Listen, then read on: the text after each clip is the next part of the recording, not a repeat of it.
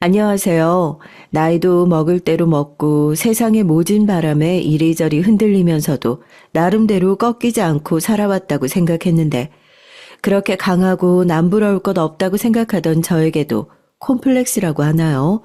이제는 상할 자존심도 없다고 생각했는데 이 나이 먹고 자식도 아니고 며느리에게 그것도 하나도 아니고 둘이나 되는 며느리에게 이런 수모를 당하니 참 별별 생각이 다 드네요. 제가 그렇게 부끄러운 인생을 살았나 싶어서 제 인생을 괜히 다시 뒤돌아보기도 하고요. 그런데 저 어디 나가서도 당당하게 얘기할 수 있는 게 정말 제 인생에 한 점 부끄럼 없이 열심히 살아왔거든요. 여러분, 제가 이 나이 먹도록 누구한테 싫은 소리 안 하고 고개 숙이지 않고 살아온 노하우가 딱 하나거든요. 남들이 아무리 저를 뭐라고 하던지 간에 제가 저를 사랑해주면 그만이다 하고요. 안 그래도 인간이라는 게 혈혈단신 외로운 몸으로 났다가 외로운 몸으로 가는 거 아니겠습니까? 남편이든 자식이든 가족일 뿐이지 결국 나를 책임져 주는 건 나 하나뿐이구나. 전 이번 사건을 계기로 아주 호되게 당하고 있는 느낌이에요. 대체 누구한테 뭘 얼마나 어떻게 당했길래 이 노인네가 이렇게 이를 북북 깔고 있나 궁금하실 텐데요. 저 그전에 앞서서요. 제가 얼마나 떳떳하고 멋진 인생을 살았는지 자랑을 한번 해볼까 합니다. 제가 이런 기회 아니면 또 언제 사연을 써보고 뭐라고 그러겠어요. 사연을 들으면서 저 사람들은 뭐가 저렇게 구구절절 할 말이 많을까 했었는데 제가 막상 제 얘기를 하려고 펜을 잡으니까 꼭 사연을 구독하시는 다른 분들이 제 오래된 고향 친구, 오랜만에 만난 동년배들 같다는 생각도 들고 꼭 소녀처럼 마음이 이렇게 설렙니다. 저는 저기 전라북도 진안군이라고 들어보셨어요? 아마 진안군 하면 모르시는 분들이 많으실 텐데 마이산이다 하면 아 거기 하고 딱 아실 거예요. 그렇게 좋은 곳이 또 없거든요. 사방이 산으로 다 둘러싸여 있고 진안천이라고 금강 상류에서 흐르는 물이 맑게 흐르는 그야말로 산 좋고 물 좋은 동네였습니다. 우리끼리야 뭐 산 좋고 물 좋은 동네다. 여기 살면 아플 일이 없다 그러는데 도시 생활하는 사람들 눈에는 촌도 그런 촌이 없는 거죠. 거기다가 세상이 호락호락하기만 하진 않잖아요. 뭐 도시에 사나 촌에 사나 사람이 돈 없으면 서러운 건 매 한 가지더라고요. 제 어렸을 때 얘기를 하잖아요. 남들이 깜짝 놀라요. 겉으로 볼 때는 그렇게 힘들게 살아온 티가 하나도 안 나서 몰랐대요. 저희 아버지는요, 그 시골에서 훈장님을 하셨습니다. 훈장님이라고 하면 두루마기 딱 갇혀있고 대궐 같은 집 문을 열고 나와서 종놈들을 여럿 거느리면서 이리 오너라 저리 가거라 할 것 같은 꼬장꼬장한 양반집 대감을 떠올리실 텐데요. 아니요. 정말 5집 중에 2집은 저처럼 굶고 사는 애들이 살고 있었던 동네였고 그런 애들을 가르치던 아버지가 돈을 쓸어 담기를 했겠습니까? 그 돈으로 자식들 배불리 먹이기를 했겠습니까? 유치원에 보낼 돈은 없고 그래도 부모니까 자식을 가르쳐야겠다는 생각 하나만큼은 강했던 부모들이 아이 손을 끌고 대문을 두드리고 훈장님 우리 애 좀 봐주세요. 훈장님 우리 애도 좀 봐주세요. 우리 애가 참 똘똘해요. 일하러 나가야 되는데 애가 맡길 데가 없으니까 그렇게 그냥 집에 덜렁 놔두고 가기 일쑤였죠. 자식 입에 넣어줄 밥도 없으면서 어머니는 그런 아이들과 그런 아이들을 무작정 받아주는 아버지에게 짜증 한번 내지 않으셨어요. 오히려 동네 사람들 말에 따르면 누가 내 새끼인지 구분도 안 갈 정도로 똑같이 예뻐하고 사랑해 주셨죠. 그치만 어머니의 자애로움과 아버지의 지혜로움이 돈이 되는 건 아니더랍니다.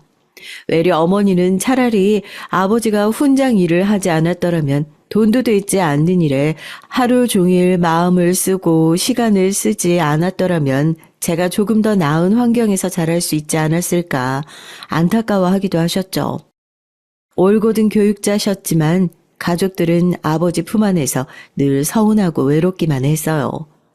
그런 아버지마저 돌아가시고 나니까 그래도 가족들에게 아버지가 있었다는 게 얼마나 든든한 일이었는지 깨닫게 됐습니다. 홀로 남은 어머니는 저를 끝까지 책임지기 위해서 이 집 저 집 돌아다니며 안 해본 남의 집 일이 없을 정도였죠. 그래도 참 다행인 게 그렇게 올곧은 아버지와 성실하신 어머니 밑에서 자란 저 역시 자라면서 엇나가거나 삐뚤어질 꿈조차 꿔보지 않은 것 같아요. 어머니는 나름대로 제 뒷바라지를 하겠다고 그렇게 죽어라 일을 하셨지만 뒷바라지는커녕 저와 어머니 몸 하나 건사하기도 힘든 돈이었고 저도 국민학교를 졸업한 이후로는 엄마를 따라서 이 일 저 일 가리지 않고 했던 것 같습니다. 제가요, 그래서 살면서 다른 건 참 안 부러운데 어디 학교 나왔다고 자랑스럽게 얘기하고 동네에 가뭄에 콩나듯 어디 집 자식이 고려대에 합격했네, 연세대에 합격했네, 현수막에 붙으면 그게 그렇게 부러운 거예요. 나는 국민학교까지밖에 나오지 못했는데 저 사람들은 무슨 복을 타고 나서 저렇게 좋은 대학에 갈 수 있었을까 하고요. 복이요. 저한테 학력은 그야말로 토요일에 6자리 숫자에 다 맞아야 될 수 있는 로또 1등처럼 부모도 잘 만나야 하고 살면서 모진 일도 겪지 않아야 하고 그래야 얻을 수 있는 복 같은 거라 생각을 했죠. 그래서 제가 아주 어렸을 때부터 그러니까 결혼하고 아이를 낳기 한참 전부터 그런 콤플렉스가 있었다. 그렇게 이해를 해주시면 좋겠네요. 사람이라는 게 모름지기 그렇잖아요. 내 콤플렉스 자식한테 물려주고 싶은 사람은 어디 있겠습니까? 적어도 내 인생에 죽어라 노력을 해서 다시 대학을 가고 성공하기에는 이미 출발선부터 잘못된 것 같으니 우리 어머니가 하지 못했던 맹모 역할 나는 결혼하고 아이 낳으면 꼭 해야지 했었죠. 좋은 환경을 물려주지 못할 거면 아이를 낳지도 말아야지 그런 생각까지 했던 것 같습니다. 이렇게 말하니까 제가 무슨 부모님 원망만 하며 자랐던 것 같은데 그건 절대로 아니고요. 국민학교만 졸업한 제가 나이를 먹어가면 먹어갈수록 사회에서 설 자리가 점점 좁아지는 건 어떻게 보면 자연스러운 일이기도 했어요. 안타까운 일이긴 했지만 제가 사장이라고 해도 회사에서 학벌 좋은 사람 뽑고 싶지 국민학교만 나온 저를 뽑고 싶겠어요. 남들은 공부하려고 상경할 나이에 저는 일을 하기 위해서 서울로 상경을 하게 됐습니다. 도저히 그 시골에서는 밥벌이도 못 해먹고 나중에 어머니가 아버지처럼 아프다고 하시더라도 병간호를 할 돈도 못 벌겠다 싶더라고요. 학벌도 좋지 않고 할 줄 아는 것도 많지 않았지만 적어도 여기보다 일자리는 더 많겠지라는 생각으로 무작정 올라갔습니다. 아직도 눈물이 그렁그렁해서 기차에서 저를 배웅해 주시던 어머니, 기차를 타고 올라갈 때 창문 밖으로 빠르게 스쳐 지나가던 풍경들을 생각하면 어제 일처럼 가슴이 뛰고 먹먹하기도 하고 그러네요. 그렇게 서울로 무작정 올라오긴 했는데 일자리는 많은데 막상 일할 곳은 많지 않더라고요. 그동안 모아놓은 돈으로 새빵살이를 시작하면서 아침에 눈 뜨면 신문에 있는 구인 구직란에 있는 회사에 전부 다 전화를 해봤어요. 결과는 번번이 낙방. 이번에도 안 되면 정말 나 다 포기하고 다시 어머니 계신 곳으로 내려가야겠다 생각을 하고 마지막으로 전화한 곳이 지금의 남편을 만나게 된 회사였습니다. 저도 모르게 전화기를 붙들고 제 사연을 구구절절 얘기를 하니까 남편은 그런 면접을 한번 보러 와라 얘기를 해줬고 그렇게 남편을 처음 만나게 됐죠. 그런 제 전화에 면접을 보러 오라 한 것도 놀랐지만 막상 면접을 보러 가보니까 생각보다 젊은 남편의 나이에 다시 한번 놀라고 말았죠. 저에게 홀로 사업을 일구신 아버지가 일찍 돌아가셔서 이제 막 회사를 물려받아 사업을 배우고 있다. 그렇게 소개를 하더라고요. 성실해 보이는 제가 마음에 들었는지 당장 내일부터 회사에 나올 수 있냐고 물었고 그렇게 남편의 회사에서 사무직으로 일을 시작하게 됐어요. 꽤 규모가 있는 회사여서 면접 이후로 남편을 볼 날은 그렇게 많지 않았습니다. 오히려 절 먼저 찾아온 것은 남편이었죠. 비서 일을 하던 친구가 갑자기 애를 낳게 돼서 당장 사람 뽑을 시간이 없는데 미안한데 올해는 안 걸릴 테니까 한 2, 3개월 정도만 비서 업무 좀 봐줄 수 있을까요? 갑자기 회사를 관두게 된 남편의 수행비서를 대신해서 제가 운전도 하고 일정도 관리하고 주말까지 행사며 회사 관계자들을 만나는 남편과 정말 잠자는 시간을 제외하고는 하루에 12시간 이상을 붙어 다니며 생활했습니다. 자연스럽게 대화도 많이 나누게 됐고 부쩍 가까워졌죠. 남편도 얘기하면서 깜짝 놀라더라고요. 사장과 비서 출발 전부터 다를 것 같은 직급이지만 저희 둘은 생각보다 비슷한 점이 꽤나 많았습니다. 남편 역시 어린 나이에 부모님의 이혼, 아버지를 하늘나라로 떠나보내며 외로움이 큰 사람이었고 당연히 인류대학에 나왔을 거라 생각했는데 공업고등학교를 졸업한 이후에 바로 일을 시작해 이제서야 부랴부랴 대학에 다니려고 알아보고 있다고 하더라고요. 쟁쟁한 대학을 졸업한 사장들 사이에서 혼자 고졸이라는 사실이 부끄럽기도 하고 학벌에 대한 콤플렉스가 있어서 취업을 하기 위해 전화했던 제가 거의 울다시피 국민학교까지밖에 나오진 않았지만 그 어떤 대학 나온 사람보다 열심히 일할 자신이 있다는 말이 가슴을 참 울렸답니다. 사람의 인연이란 게 만날 사람들은 어떻게든 만나게 되어 있다고 그 얘기가 꼭 저랑 남편을 두고 하는 얘기가 아닐까 싶다니까요. 남편이 저보다 5살 위인데 처음에는 그렇게 은근히 비슷하고 닮은 구석이 많아서 시간을 보내고 얘기를 했던 것을 시작으로 어느새 연인 관계로 발전하게 됐습니다. 처음엔 당연히 제가 많이 밀어냈죠. 드라마에서 보면 신데렐라 스토리 나오잖아요. 재벌집에 시집간 며느리가 백화점에 가서 이것도 받고 저것도 받고 하면서 마냥 해맑게 즐거워하고 그러는데 전 그 신데렐라 스토리가 정말 잘못됐다고 생각하는 사람 중에 하나예요. 일반 사람들이 그런 대접 받잖아요. 그런 대접도 받아본 사람들이나 받아보는 거지.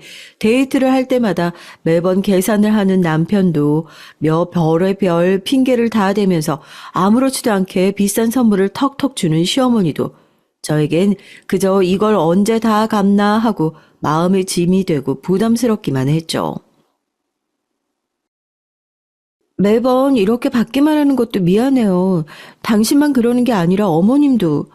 이번에 명절이라고 우리 집에도 귀한 삼을 선물로 보내주셨던데 그에 비하면 제 선물이 너무 초라한 것 같아서 얼마나 죄송한지 모르겠어요. 매번 그렇게 죄송하고 갚아야 할 것 같은 생각 들고 뭔가 갚아야 할 것 같은 생각이 들면 우리 결혼하자. 웃기게 들리겠지만 당신같이 현명한 사람이 우리 집을 위해서 살아주면 내 입장에서는 그렇게 든든한 아군이 없을 것 같아서 그래.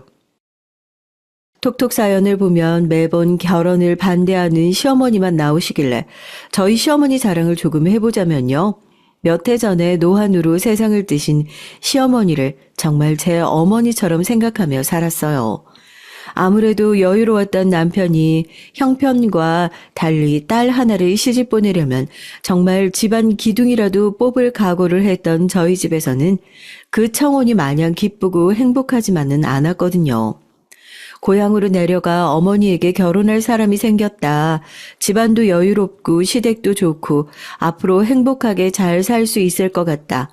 결혼 비용, 혼수 비용 같은 건 엄마가 걱정 안 해도 된다 하고 떵떵거려 놓긴 했지만 이제 막 회사 들어가서 돈 벌기 시작한 제가 모아둔 돈이 얼마나 되겠어요. 어머니는 걱정스러운 얼굴로 보탬이 될지 모르겠다며 꾸깃꾸깃 농안에 모아둔 현금을 꺼내셨지만 그 돈으로 제대로 된 혼수는커녕 결혼식 날 혼주 한복이나 겨우 해 있겠다 싶었어요. 그래도 모름지기 사장인데 결혼식을 얼마나 화려하게 할지 또 시댁에서 혼수는 얼마나 요구할지 걱정이 이만저만이 아니었거든요. 그러던 와중에 시어머니가 갑자기 저한테 따로 좀 봤으면 좋겠다고 하셨으니까 제가 속으로 오만 각오를 다 하고 나갔겠죠. 아, 드라마에서 나오는 신데렐라 얘기가 진짜 있긴 있구나. 내가 행복할 만큼 다 행복해 봤으니 이제 주인공답게 시련을 겪어야겠구나. 우리 아들과 헤어져 달라고 그렇게 말씀하시면 뭐라고 대답을 해야 하나 오만 가지 고민을 하면서 나갔어요. 평소였으면 가볼 일도 없을 조용한 고급 커피숍에서 어머님은 저에게 조용히 서류 봉투를 내미셨습니다. 예상대로인 상황에 저도 눈을 질끈 감았더니 어머님이 오해라는 듯이 손사래를 치면서 제 손을 꼭 잡으시더라고요. 너무 기분 나쁘게 생각하지 말고 결혼하는데 어디 한두 푼 들어가니? 홀어머니 모시고 살면서 부담도 많이 들 텐데 너 힘들다고 생각해 주는 것도 아니고 그냥 고마워서 주는 거다 생각하고 받아라. 얼마 되지 않지만 이거면 그래도 어지간한 혼수들은 다 할 수 있을 거야.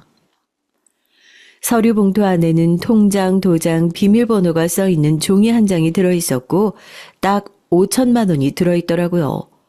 너무 큰 액수에 놀라며 저는 어머님이 이 돈 받고 헤어져라 하시는 줄 알았다고 하니까 막 웃으세요. 드라마를 너무 많이 본 거 아니냐면서요. 남편 앞에서 줄 수도 있으셨지만 제 체면도 있고 이 돈 받기 쉽지 않을 거 잘 알고 있어서 이렇게 따로 만나자고 하셨다고 앞으로 제가 이 집 주인이니 우리 집 잘 부탁한다. 제 손을 꼭 붙들고 말씀하시는데 창피한 줄도 모르고 어머니 앞에서 엉엉 울었네요. 너무 감사해서요. 제가 그때 기억 때문에 어머님 돌아가시기 직전까지 힘든 줄도 모르고 간병인도 안 쓰고 옆에서 지극정성으로 병간호를 했어요.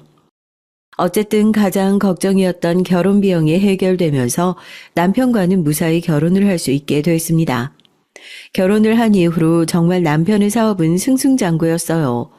어머님과 남편 말로는 그게 다 집안에 사람이 잘 들어온 덕분이라면서 제 공을 인정하고 덕으로 돌렸지만 그게 어디 제 탓이겠어요. 남편이 죽어라 열심히 일한 덕분이죠.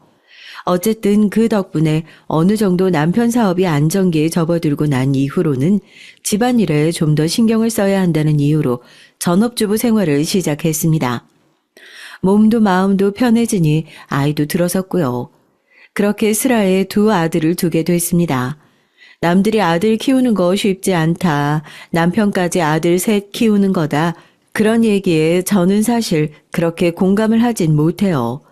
물론 남편을 포함해서 아들도 자라면서 제 속 썩인 사람이 하나 없거든요. 오히려 주변 사람들 사이에서는 왕자님 셋을 거느리고 사는 왕비가 따로 없다고 제 사는 것을 시기 질투하는 사람들은 종종 있었죠. 자랑할 만한 일은 아니지만 남편은 그 나이 먹고도 자식보다 저를 끔찍하게 생각하는 사람이었거든요. 평소에는 항상 친절하고 인자한 남편도 제가 관련된 일이면 회장이라는 직함 생각하지 않고 물불 안 가리고 뛰어들었어요.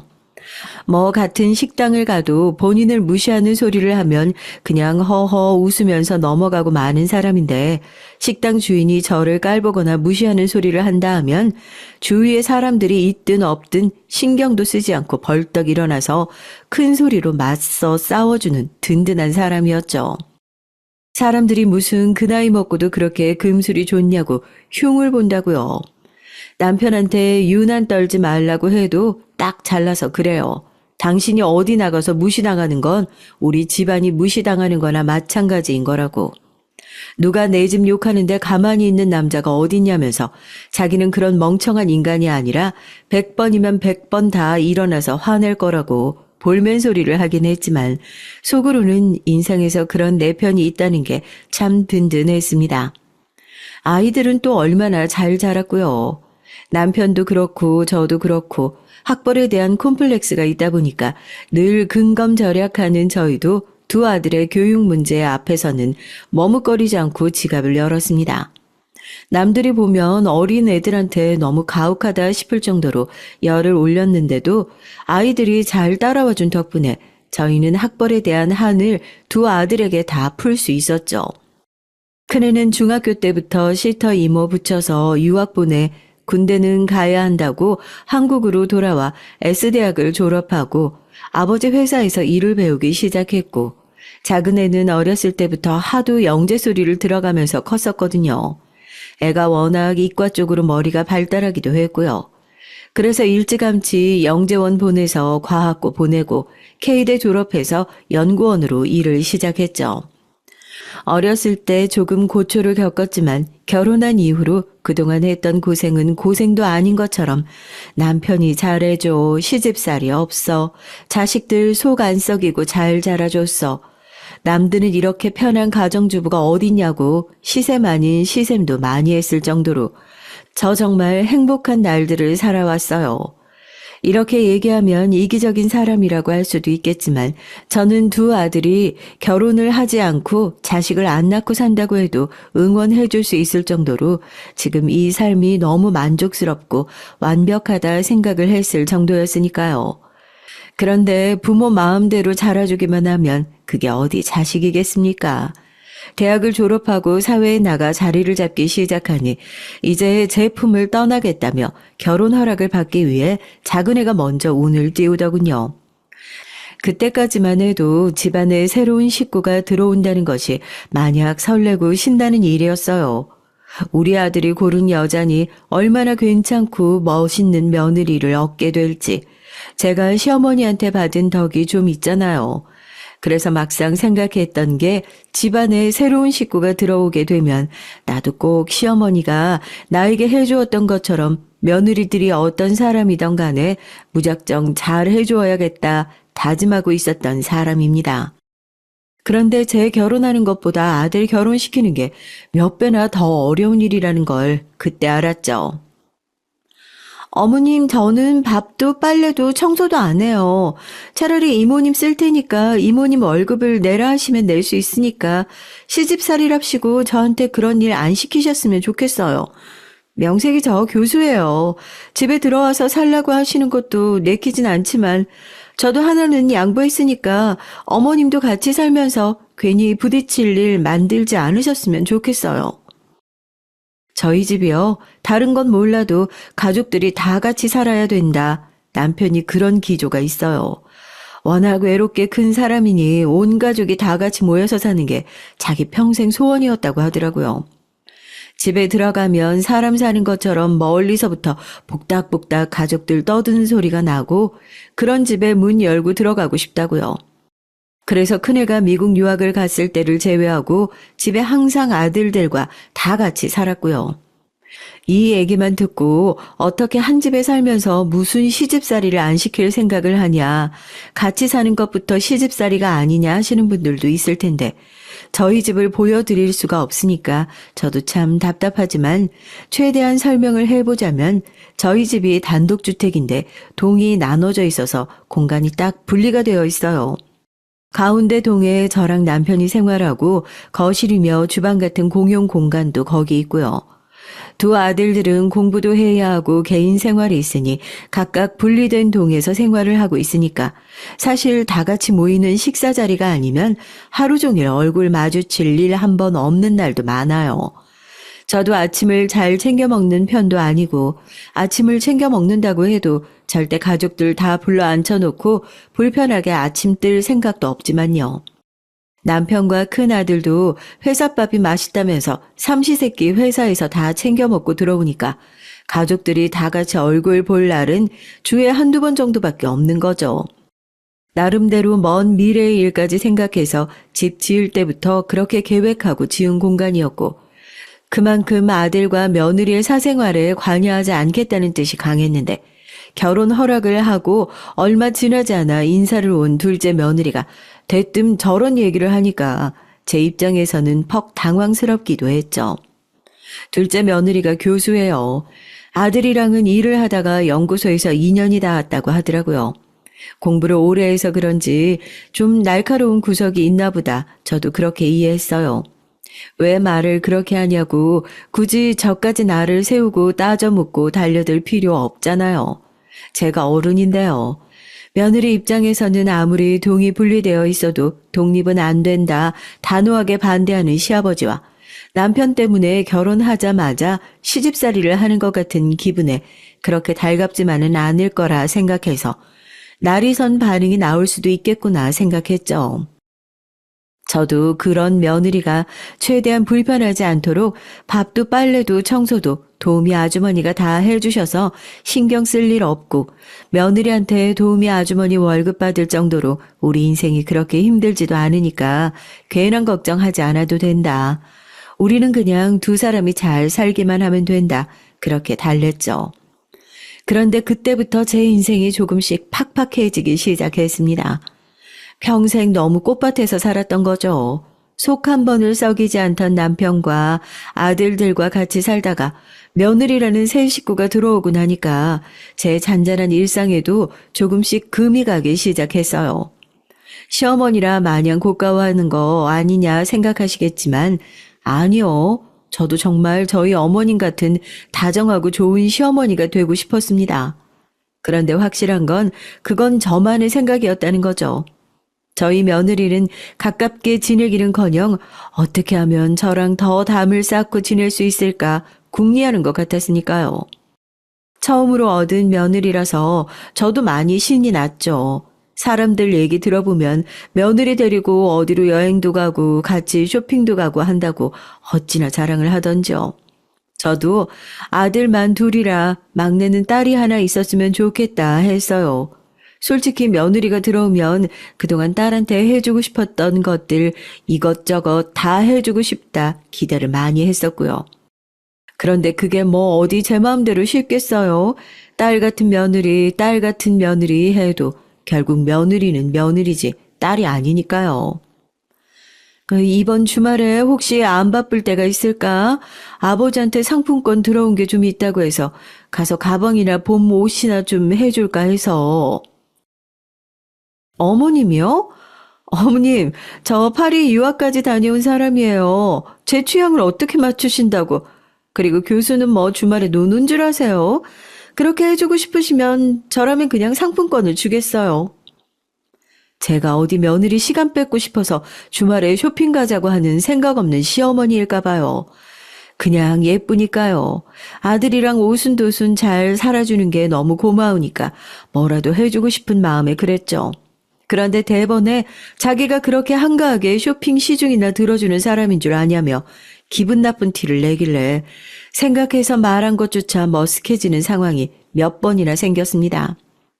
둘째 며느리가 다른 가족들 앞에서도 똑같이 그랬으면 어디 나가서 제가 무시당하는 꼴 보는 남편이나 아들이 벌컥 화라도 냈겠지만 이게 저도 참 나중되니까 억울한 게 또 가족들 다 있는 자리에서는 어머님 하면서 살갑게 잘 대해요. 그러니까 이게 내가 얘 예민할 때만 골라가지고 말을 붙이는 건지 아니면 정말 저만 쏙 골라가지고 무시를 하는 건지 구분이 안 되는 겁니다. 그런 상황에서 괜히 남편이나 아들한테 얘기를 꺼내면 꼭 제가 고자질하는 것 같은 느낌이 들잖아요. 그러니까 기분이 상해도 말도 못하고 넘어가는 상황이 몇 번이나 있었던 거죠. 둘째 며느리가 그런 상황에서 조금 늦긴 했지만 큰아들도 이제 슬슬 결혼할 때가 됐다고 선을 보러 다니기 시작했고 괜찮은 짝이라면서 데려온 첫째 며느리도 교수, 남들은 교수 며느리가 둘이나 있어서 아주 든든하겠다고들 얘기하지만 둘째 며느리의 예민함을 겪어본 저로서는 그런 사람이 집안에 둘이나 돌아다닌다고 생각하니까 안 아프던 골치가 살살 아파오는 느낌이었습니다. 그러던 중에 첫째 아들의 결혼 준비를 하는 과정에서 처음으로 저 때문에 둘째 아들과 며느리가 다툼을 벌이게 됐어요. 회사 일 때문에 바빠서 참석하지 못한 남편을 제외하고 저와 둘째 아들, 둘째 며느리가 거실에 다 같이 둘러앉아 첫째 아들의 결혼식 얘기를 하던 중이었습니다. 어쩌다가 얘기의 주제가 주례 선생님을 누구로 하는 게 좋을지 그런 얘기들이 나왔죠. 뭐 첫째도 남편 회사 일 도우면서 알게 된 이런저런 인사들이 있는 편이고 주례를 봐주실 만한 정치인들도 주변에 꽤나 있는 편이니까 그렇게 하면 되지 않겠냐면서 얘기를 꺼냈는데 차를 마시면서 제 얘기를 듣고 있던 둘째 며느리가 어이없다는 듯이 피식피식 웃는 게 아니겠어요? 설마 내 얘기에 웃는 건가 했는데 설마가 사람 잡는다고 정말 제 얘기에 웃는 게 맞더라고요. 어머님, 결혼식 주례는 원래 은사님이 해주시는 거예요. 아, 어머님은 국민학교까지밖에 안 나오셔서 주변에 주례 봐주실 만한 의사님이 없으셔서 잘 모르시는 모양인데요. 평소라면 아들 앞에서 저를 무시하는 소리를 조심할 법도 한데 그날은 대체 왜 그런 건지 몰라도 둘째 며느리가 뭐가 그렇게 우스운 건지 웃음을 참으려고 입술까지 말아 무는 게 아니겠어요.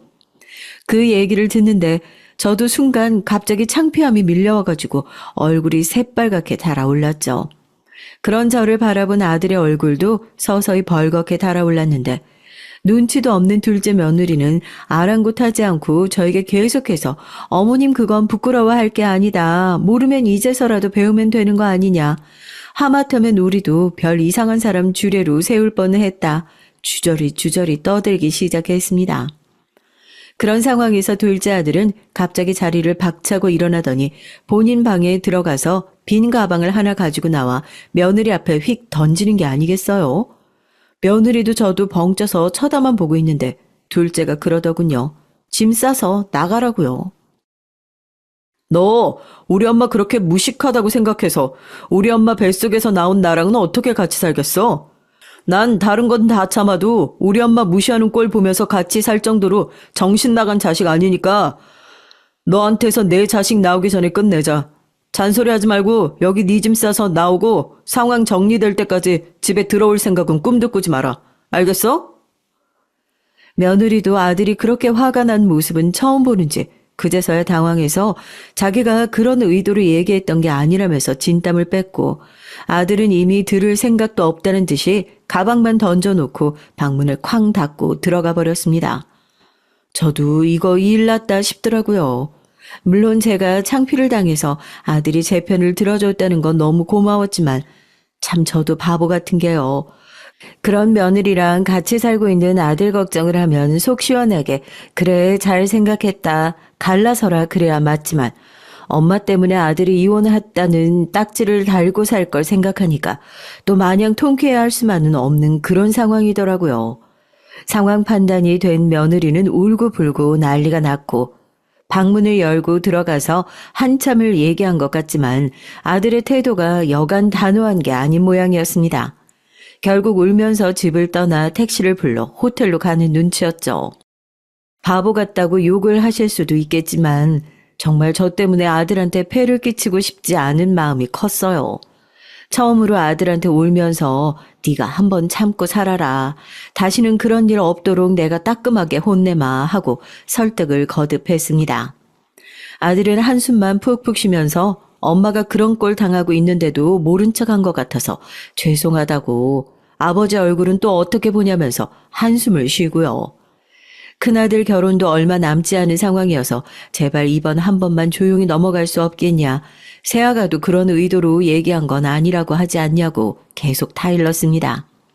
결국 제 성화에 못 이겨 둘째 아들이 며느리를 다시 집으로 불러들였고 며칠 사이에 본인도 걱정이 많았는지 얼굴이 헬쓱해져서 집으로 돌아온 며느리가 제 앞에 서서 사과를 했어요. 어머님, 정말 죄송해요. 제가 정말 그런 의도로 그런 게 아니라는 것만 알아주세요. 앞으로 다시는 정용 씨랑 어머님이 실망시켜 드릴 일 없도록 제가 더 잘할게요. 죄송해요. 죄송합니다. 아이고 그만하면 됐다. 너도 밖에서 얼마나 마음고생 심하게 했니. 네가 그런 의도로 얘기한 게 아니라는 걸 내가 왜 모르겠어. 나도 다 용서하고 이미 지난 일이니까 앞으로 그냥 둘이 잘 지내고 새로 들어올 식구한테 잘하고 나는 그거면 된다. 알겠지? 죄송하다고 앞으로 잘하겠다고 고개를 끄덕거리는 둘째 며느리를 보면서 아 이제는 저도 이런 사소한 오해들로 스트레스 받을 일 없겠구나 그리 생각했어요. 그런데 옛 어른들이 그런 말씀 하시잖아요. 사람 그거 절대 고쳐 쓰는 거 아니라고요. 옛날에는 아무리 모난 사람이라도 돌처럼 정성 들여 깎고 다듬다 보면 맨들해질 거라 그리 믿었는데 다들 같은 얘기를 하시는 데는 그만한 이유가 있다는 것을 이번 기회를 통해 알게 됐습니다. 그게 무슨 소리냐고요? 저한테 다시는 그러지 않겠다 죄송하다며 눈물로 사죄를 했던 둘째 며느리의 모습은 첫째 며느리가 들어오고 난 이후로 새빨간 거짓말이라는 걸 알게 됐거든요. 아무래도 저희가 두 아들 내외와 공간을 나누어져 있지만 한 집에서 생활하다 보니까 그래도 다른 가족들보다 마주칠 시간이 참 많아요. 출퇴근 시간이 딱 정해져 있는 아들들과 다르게 며느리들은 교수나 수업이 없는 날에는 집에서 시간을 보낼 때가 많고, 특히 큰 며느리의 경우에는 안식년이라고 하나요? 뭐 몇 년 동안 교수 생활을 하고 올해 휴가를 받아서 집에서 연구하고 쉬는 해라고 하더라고요. 그러다 보니 거의 매일같이 집에 붙어 있고 함께하는 시간이 자연스럽게 길어질 수밖에 없었죠. 남편과 저 그리고 아들들만 지내던 공간이었는데 어떻게 보면 딸이 둘이나 생기는 거니까 집안 분위기가 옛날보다는 많이 부드러워지고 기분 좋게 복잡거릴 거라 생각했었는데 그런 저의 기대가 무참히 깨져버리는 일이 생기게 됩니다. 처음에는 첫째 며느리와 둘째 며느리가 가깝게 지내길래 요즘 사람들은 형님 동서지간에도 사이가 좋지 않아 틀어지는 일이 있다고 하더니 며느리들끼리 마음이 잘 맞아서 참 다행이다. 참 보기 좋다. 그러기만 했죠. 아무래도 두 며느리 모두 교수다 보니까 자기들끼리 말도 마음도 더 잘 통하는 부분도 있었을 거고요. 그런데 제가 사이좋게 지내라는 뜻은 말뜻 그대로 두 사람이 한 집에서 싸우지 말고 사이좋게 지내란 뜻이었지, 둘이 사이좋게 합심해서 저를 무시하란 뜻은 결코 아니었거든요. 무슨 소리냐고요? 이걸 사연으로 제보하기도 참 기막히고 어이가 없는데요. 어느 순간부터 두 며느리들과 제가 집에 남겨지면 의도적으로 자기들끼리 영어로 대화를 하는 게 아니겠어요? 처음에는 둘 다 유학을 다녀오고 아무래도 한국어보다는 영어가 편하기도 할 거고 영어는 안 쓰면 또 금방 까먹기도 하니까 그래서 그러는 거다 생각했는데 시간이 지나면 지날수록 이게 저를 무시하기 위해서 의도적으로 하는 행동이라는 느낌이 다분한 거죠. 예를 들어서 자기들끼리 한국어로 요즘 뭐 산후조리원이 어디가 좋네, 뭐 누구는 어디로 갔네, 이런 얘기를 하고 있는 것을 분명히 제가 듣고 있었거든요. 얘기에 끼려는 생각도 없었고 그냥 주방에서 과일 챙겨서 저도 책이나 읽을까 하고 근처에만 가도 제 눈치를 쓱 보면서 누가 먼저랄 것도 없이 영어를 쓰면서 대화를 하기 시작하는 거예요. 그리고 자기들끼리 눈빛을 교환하면서 막 웃고요. 이거 안 당해 보신 분 절대 모르실 겁니다. 사람을 뻔히 앞에다 두고 바보 만드는 것 같은 기분에 화도 나고 찝찝하긴 한데 영어로 둘이서 무슨 대화를 하고 있는지 도무지 무작정 화를 내기에도 저만 우스운 상황인 거죠. 집에서도 굳이 영어를 쓰면서 대화할 필요가 있니? 내가 듣는 것도 아닌데 집에 있을 때는 한국어 쓰지 그러냐? 어머님 무슨 말씀이세요? 누가 들으면 저희가 영어로 어머님 욕이라도 하고 있는 줄 알겠어요. 아시잖아요. 저도 쉰다고 공부 안 하고 놀다가 학교 돌아가면 안 되잖아요. 이렇게 대화 상대가 될 수 있는 머리가 되는 동서가 있는 게 얼마나 다행이에요. 그렇게 얘기를 하면 저는 대번에 사이 좋은 며느리 사이를 갈라놓은 요상한 시어머니가 되는 거죠. 그러니 기분 나쁜데도 뭐 속 시원하게 제대로 말도 못하고 그냥 속으로 끙끙 앓기만 했습니다. 둘째 아들이 거의 이혼 직전까지 한번 크게 싸운 걸 제 눈으로 보기도 했으니까 또 이런 상황을 아들한테 냉큼 가서 일러바치기도 고민되고요. 제가 무려 3개월 동안 며느리들에게 시집살이 아닌 시집살이를 당하면서 그렇게 살았어요. 참 억울하죠. 그럼 가만히 잘 있다가 갑자기 무슨 일로 며느리들한테 화가 터지게 됐냐 싶으실 거예요. 그 일이 있었던 건 다름 아닌 제 남편의 생일이었습니다. 평소 가족 모임이 있을 때 외식을 하는 것보다 집에서 가족들이 모두 둘러앉아 밥을 먹는 걸 좋아하는 남편을 위해 평소보다 일하시는 분들도 더 불러서 생일상을 봐달라고 부탁도 해놓은 상태였고 며느리들에게는 오늘 아버지 생신이니까 준비할 건 따로 없고 늦지 않게만 들어와 달라 그렇게 얘기를 했죠. 뭐 둘이서 미용실을 간다고 했나 어딜 간다고 했나 하여튼 둘이서만 쌩하고 나가버린 통에 괜히 늦지는 않을까 걱정을 했는데 아니나 다를까 저녁에 온 가족이 다 모여서 며느리를 기다리고 있는 우스운 상황이 된 겁니다. 아들들은 당황해서 며느리들에게 연달아 전화를 하고 제 남편도 불편한 기색으로 헛기침을 하고 있는데 그제서야 서두르는 티도 내지 않고 며느리들이 느지막이 문을 열고 들어오더라고요. 무슨 쇼핑을 그렇게 많이 했는지 양손에 쇼핑백들이 가득했습니다. 가족들이 다 모여 앉아 있고 남편이 불편한 기색이 역력하니 그제서야 웃고 있는 낯을 거두고 불이 나게 식탁으로 모여 앉더라고요. 오늘 아버님 생신이라고 늦지 않게 오라고 했는데 너희들이 좀 더 주의를 했어야지. 이렇게 어른들 다 기다리게 만드는 건 아무리 그래도 예의가 아니지 않니? 이런 자리에서도 제가 늘 먼저 나서서 한마디를 하고 악역을 자처하는 게요. 그렇지 않으면 두 며느리들이 남편과 아들에게 더 크게 혼날 테니까 그 꼴 안 보려고 제가 되려 먼저 화를 내는 거거든요. 며느리들 혼내면서 속 편할 시어머니가 어디 있겠어요. 뭐 있을진 몰라도 저는 절대 그러지 않거든요. 그런데 제가 한마디를 하니까 두 며느리들은 대답도 하지 않고 뚱하게 식탁에 앉아 죄송하다는 소리를 안 하더라고요.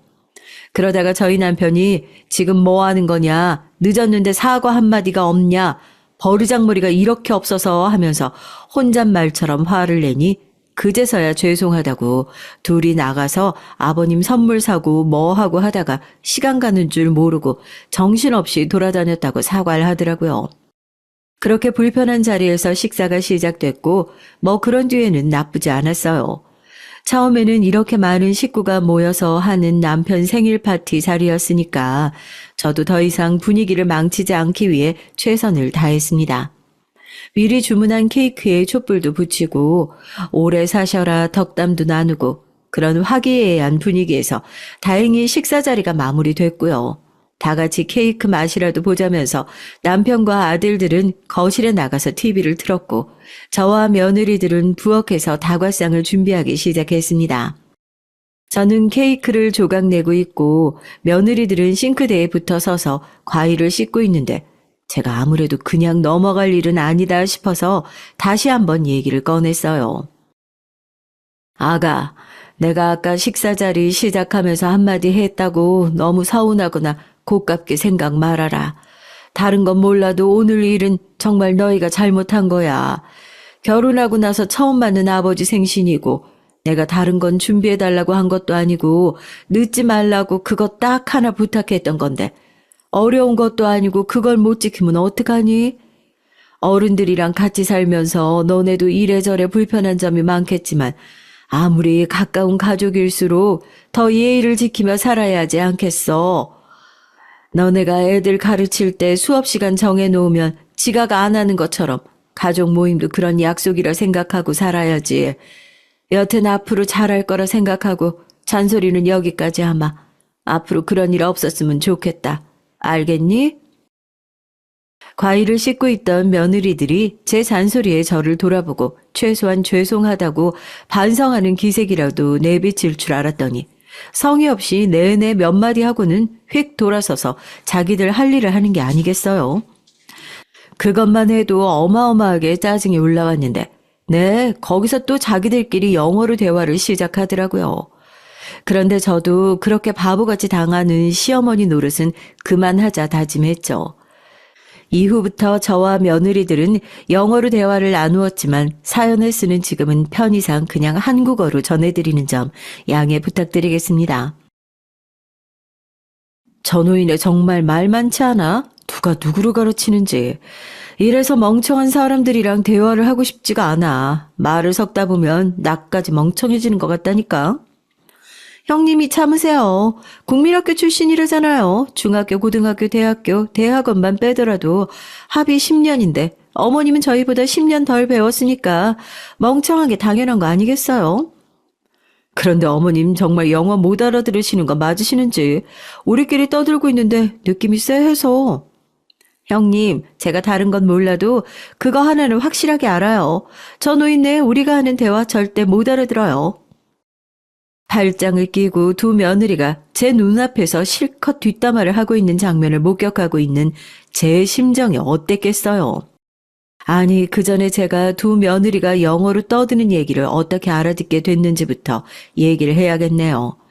제가 말씀드렸잖아요. 저 그렇게 바보같이 당하고만 있는 시어머니 노릇 그만하기로 했다고요. 하도 두 며느리들이 제 앞에서 영어로 떠들어대길래 무슨 소리를 하나 궁금해서 몰래 녹음을 했습니다. 그리고 저도 남는 시간 영어 과외를 좀 받았죠. 처음에 두 며느리의 대화를 녹음한 것을 틀면서 번역해달라고 했을 때 새하얗게 질리던 선생님 얼굴이 아직도 눈에 선하다니까요. 차마 이 내용은 번역할 수가 없다는 선생님을 붙잡고 닥달을 하니까 세상에 며느리들이 그렇게 매일같이 제 앞에서 제 욕을 하고 있었다는 것을 알게 된 겁니다. 뭐 아예 예상 밖의 일은 아니었지만 실제로 듣는 건 충격이 어마어마하더라고요. 그렇게 알아듣기만 하고 말았냐고요? 아니요. 저도 그동안 당했던 거 그대로 대갚아줘야죠. 그때부터 저도 3개월간 맹연습을 하기 시작한 겁니다. 이런 녹음이나 선생님 없이도 말을 알아들을 수 있고 말을 할 수 있을 정도로 학창시절에 하지 못했던 공부 원 없이 한풀이를 하듯이 이 악물고 영어 공부를 했어요. 그리고 다시 돌아와 지금 과일을 다 씻어서 아무것도 모른 채 저를 비웃으며 거실로 나간 두 며느리와 함께 TV를 막 보려고 하는데 제가 과일을 포크에 집어 며느리한테 주면서 웃으면서 영어로 그랬어요. 재밌니? 하고요. 처음에는 아무런 의식 없이 네 재밌어요 하고 대답하던 작은 며느리가 제가 영어를 할 줄 안다는 사실에 놀란 건지 과일을 떨어뜨리면서 어머님 어떻게 영어를 하더라고요. 제가 한 번도 가족들 앞에서 영어를 쓴 적이 없었으니까 놀란 건 가족들도 마찬가지였죠. 다들 벙쪄서 제 입만 바라보고 있는데 제가 쉬지 않고 영어로 말을 이어나갔습니다. 그동안 영어로 말하면서 못 알아들을 거라 생각하고 시어머니를 귀머거리로 생각하고 영어로 내 욕을 했었지. 내가 영원히 모를 줄 알았던 거냐? 멍청한 건 내가 아니라 너희들 같은데. 그동안 재밌었냐고 물어보잖아. 왜 대답을 못하니? 그동안 못 알아듣는 것 같으니까 너희들끼리 아주 우습고 재밌었겠다. 얼굴이 새하얗게 질린 며느리가 냅다 제 앞에 무릎을 꿇었고 남편과 두 아들은 믿기지 않는다는 듯이 며느리들의 어깨를 붙들고 흔들기 시작했습니다. 이 말이 정말 다 사실이냐고요. 제가 그런 것도 준비 안 했을까 봐요. 어머님이 뭔가 오해를 하신 것 같다. 우리는 그냥 둘이서 영어 연습을 했을 뿐이다 하고 되도 않는 변명을 시작하더라고요. 진심으로 용서를 빈다면 넘어가 줄 생각도 있었을 만큼 자애로운 시어머니였는데 끝까지 본인들은 그런 적이 없다. 오리발을 내미는 모습을 보니까 더 용서할 가치도 없다 생각이 들었습니다. 저는 제가 영어 공부를 시작하게 된 계기인 문제의 녹음 파일을 남편과 아들들에게 공개했죠. 핸드폰 음성 녹음을 열어 두 며느리들이 실컷 영어로 제 욕을 떠드는 그 녹음 파일을 재생하자 두 며느리들은 그제서야 본인들의 짧은 거짓말이 탄로 났다는 것을 깨닫고 정말 바닥에 납작 엎드려서 용서를 빌기 시작했어요. 아들들도 너무 기가 막혀서 어찌할 바를 모르는 눈치였고요. 가장 크게 화가 났던 건 저도 아니고 오히려 제 남편이었습니다. 녹음을 들으면서 시시각각 얼굴이 구겨진 남편은 결국 녹음 파일을 끝까지 듣지도 않고 핸드폰을 벽에다 세게 집어 던졌어요. 당장이라도 니들 뺨이라도 한 대 올려붙이고 싶은데 사돈들 얼굴 생각해서 너네같이 무지하고 싸가지 없는 것들도 그 양반들한테 귀한 딸일 테니까 내가 차마 손은 안 대겠지만 좋은 말로 할 때 우리 집과 인연 끊고 당장 이 집에서 나가라. 어디 감히 내 아내한테 니들이 그딴 소리를 할 수가 있어. 이 현명하고 귀한 사람한테 멍청하고 모자라고 싸가지가 없는 니들이 어디 감히 그런 소리를 해. 너네는 뭐라고 멀뚱멀뚱하게 서 있어. 한 명이라도 이 멍청이들 편 들 생각하면 그놈은 그날부터 내 아들 아니니까 호적에서 파버리고 내 재산이고 뭐고 땡전 한 푼 안 물려줄 테니까 그리들 알아. 알겠어?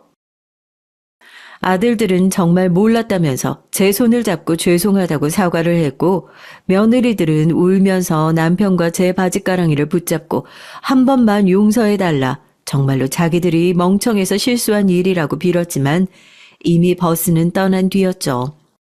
남편이고 아들이고 화가 나서 며느리들 머리채만 안 잡았을 뿐이지 팔을 붙잡고 질질 끌고 가 가방이고 뭐고 짐 챙길 시간도 없이 그렇게 내쫓아 버렸습니다.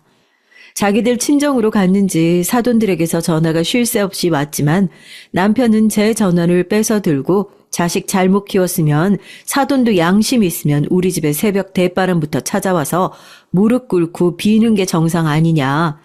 잘못 키운 자식들은 그대로 반납할 예정이니까 우리 집에는 얼씬도 하지 말아라.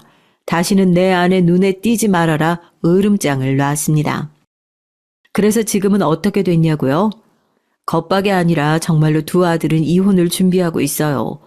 그렇게 사람을 잘못 보고 잘못 골라서 되돌릴 수 없는 상처를 줬지만 자기들 미래를 생각해서라도 그런 며느리들은 우리 집에 싹을 잘라내는 게 맞다. 평생을 이혼남 소리 듣고 살고 마누라 없이 자식 없이 살아도 그런 사람이 집에 있는 것보단 100배고 1000배고 낫다고 하면서 등을 돌렸습니다. 하나도 아니고 둘씩이나 이혼을 하게 생긴 마당에 저도 처음에는 어떻게든지 아들들을 뜯어 말리려고 애써봤지만 얘기를 듣고 나니 정말로 그런 며느리들이 개가천선을 한다고 하면 얼마나 달라지겠으며 또 그런 사람들을 아들들 옆에 두고 계속해서 사는 게 오히려 엄마로서 더 못할 짓이구나라는 생각이 어느 순간 들기 시작하더라고요. 무슨 선택을 하던지 간에 아들들의 선택을 존중하겠다. 저도 그렇게 얘기하고 지금은 두 아들의 이혼을 그냥 조용히 기다리고 있는 상태입니다. 참 사람은 고쳐 쓰는 거 아니더라고요. 두 며느리들이 아마 이 사연을 들을 일은 없겠지만 또 어디 가서 그 얼굴색 하나 안 바꾸고 그런 자기들 본성을 숨기고 위장 시집살이라도 할까봐 걱정입니다. 이제는 저도 알고 있어요.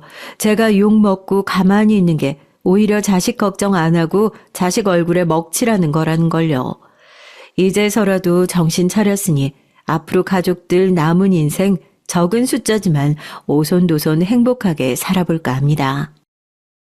안녕하세요. 저는 개인 사업을 운영하는 40대 초반의 여자입니다. 여러분은 코로나 때 어떻게 버티셨나요? 저는 자영업자로 살아오면서 이때만큼 힘든 시기가 없었던 것 같습니다. 코로나라는 게 잠잠해지는가 싶으면 또 기승을 부려대곤 했잖아요. 그때마다 얼마나 힘들었는지 몰라요. 그래도 힘겨운 시기를 버텨내고 또 어떻게든 사라지더군요. 시간이 지나니 엔데믹 시대도 오고 말이죠. 덕분에 근래에는 다시 바쁜 나날을 보내고 있습니다. 저는 어렸을 때부터 제가 회사 체질이 아니라는 걸 알고 있었어요. 덕분에 일찍부터 사업이 천직이라 생각하고 자영업자의 세계에 뛰어들었죠. 그게 벌써 20년 전이네요. 생각해보면 그동안 사업을 하면서 참 많은 일이 있었습니다. 저는 하나에 진득하게 몰두하는 성격이 아니어서 이것저것 다양한 사업에 손을 많이 댔는데요. 그 때문인지 그만큼 다양한 사람들과 만나게 됐습니다. 덕분에 사업이라는 건 사람 때문에 웃고 사람 때문에 우는 것이라는 진리를 하나 깨우치기도 했네요. 그러던 중 저는 한 가지 또 다른 중요한 것을 알게 됐습니다. 그건 바로 세상에 많은 사람이 다른 사람의 소득 수준이 얼마인지에 따라 사람을 차별한다는 것이었어요. 마치 본능처럼 말이죠. 부끄럽지만 한때는 저도 그렇게 생각한 적이 있었습니다. 20대 초반 이제 막 제 사업을 시작했을 때 저는 돈을 많이 버는 사람이 대단하다고 생각했고 그렇지 않으면 초라하고 심성도 곱지 않으리라 생각했어요. 그렇게 말도 안 되는 착각을 하고 살다가 제대로 사업에 뛰어들고 나서야 돈과 사람의 심성은 전혀 별개라는 것을 몸소 경험하게 됐습니다. 가진 돈이 적어도 부처님처럼 온화하고 넓은 마음을 가진 사람이 있는가 하면 돈이 아주 많아도 평생 거지로 산 것처럼 인색한 사람도 있었어요. 그런 사람들을 만날 때마다 저는 제 가치관이 얼마나 잘못되었는지 뼈저리게 깨닫곤 했습니다. 그렇게 경험도 쌓고 나이도 먹다 보니까 어렸을 때에 별 볼 일 없던 가치관이 180도 달라졌어요. 이제는 돈을 많이 벌고 능력이 있는 사람이라고 해도 심성이 좋지 않은 게 느껴지면 다시는 만나고 싶지도 보고 싶지도 않게 되더군요. 그런데 만약 그 상대가 가족이라면 여러분은 어떻게 하시겠어요? 저는 이런 상상도 하기 싫은 상황을 이번에 실제로 겪고 말았답니다. 그것도 동서 때문에 말이죠. 사건은 동서와의 첫 만남에서부터 시작됐습니다. 동서는 저보다 먼저 이 씨 집안과 인연을 맺은 사람이었어요. 손 아래 사람이었지만 서방님이 남편보다 먼저 결혼한 탓에 그동안 집안에서 형님 노릇을 하고 있었던 것 같더라고요. 그날은 시댁에 서방님과 동서 그리고 우리 부부가 처음으로 다 모인 날이었죠. 시부모님과 같이 있던 자리에서 동서와 처음으로 인사를 나누고 다 같이 안부를 물으며 얘기를 하고 있었어요. 그러다가 서방님과 동서의 근황으로 넘어가게 됐는데요. 얘기를 들어보니까 글쎄 동서가 업계에서 연봉이 높기로 유명한 회사에 다니고 있다는 거예요. 처음 봤을 때부터 똑부러지고 야무지게 생겼다고 생각했는데 생긴 대로 능력도 좋은 사람이더라고요. 높은 연봉을 받는 회사에 다니는 게 이해가 갈 정도였습니다. 그러다가 동서의 실제 연봉을 들었을 때 저는 또 한 번 놀라고 말았죠. 거기서 둘째 아가가 연봉을 8천만 원이나 받고 있다는데 얼마나 대견한지 몰라. 내가 살면서 둘째 또래 중에 그만한 연봉 받는 애들 본 적이 없어. 저번에는 친구들이 만나서 둘째 아가 얘기를 했더니 다들 얼마나 부러워하든지. 어머니, 8천만 원 아니고요. 정확히는 8,800만 원이에요. 보통 회사 연봉이 5천을 넘기기 힘들다고 알고 있었는데 연봉 8천만 원이 넘는다니 솔직히 저는 동서가 참 대단하다고 생각했어요. 나이도 어린데 연봉이 그 정도라면 정말 능력 있다는 말이잖아요. 그래서 저는 솔직하게 감탄하며 동서를 추켜 세워줬습니다. 연봉이 8,800만 원이라고요? 와, 동서 정말 대단한데? 능력이 얼마나 좋으면 회사에서 그만큼 높은 연봉을 받아.